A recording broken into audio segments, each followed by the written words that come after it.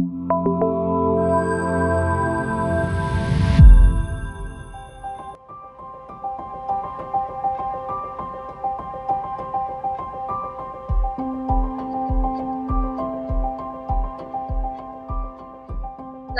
my name is Ifrah and Iidow. I'm from the UK. I've been living in the Netherlands for 3.5 years. I am the recruitment trial manager for AMYPAD PNHS, and I've been working on the project since December 2018. Yes, hello, my name is Ilona and I'm from the Netherlands. And I started working at the AMYPAD project in January 2019 as a research assistant. And then in November 2020, I switched roles, and now I'm together with Ifrah, the clinical trial manager for the AMYPAD PNHS study. Yeah, so we are both already here for almost 4 years.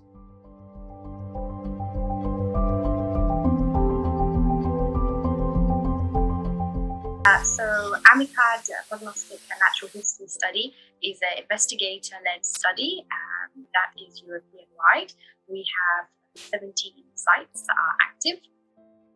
The primary objective of the AMYPAD Prognostic Natural History Study is to evaluate the value of quantitative amyloid PET imaging, the measures, and to see if this can be used for predicting disease progression in Alzheimer's. Initially, the AMYPAD Prognostic study was linked to EPAD.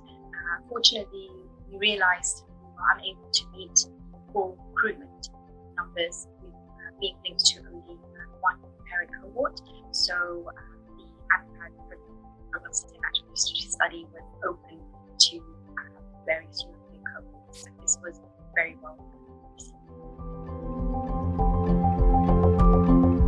Yeah, so, well, we had some challenging things in the AMYPAD PNHS study.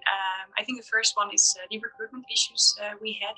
So we had a slow start at the start of the study, and the recruitment numbers kept low.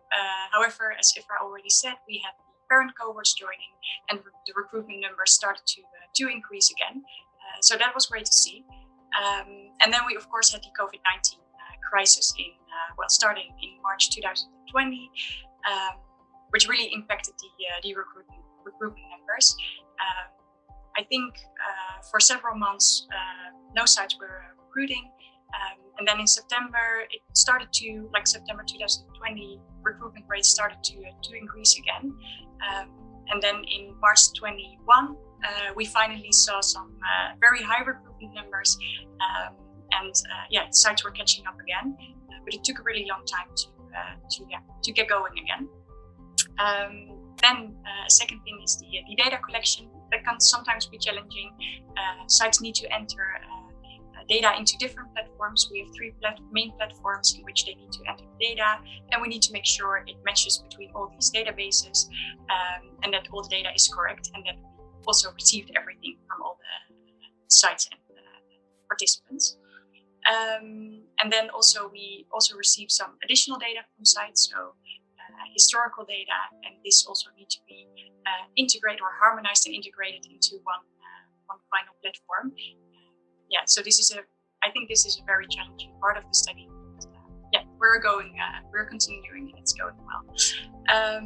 Then we have the tracer availability, which is also we have a PET study, so we need the radioactive tracer, and sometimes this can be challenging.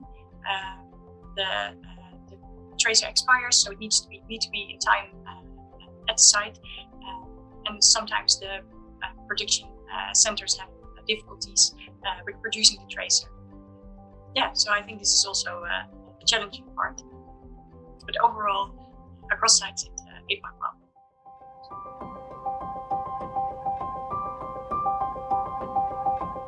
So the major highlights of the AMYPAD PNHS study, I think are the recruitment numbers.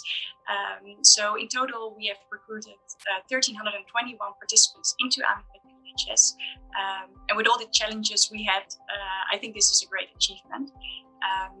And then across these 1,321 participants, we managed to perform 1,419 prospective scans.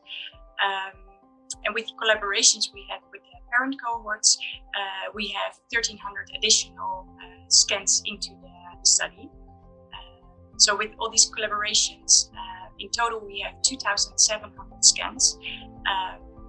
And it might become a bit more if projects will join after the IMI project ends. And another major highlight is the collaborative framework that was created within the project. And with that, we have 10 parent cohorts in addition to AMYPAD.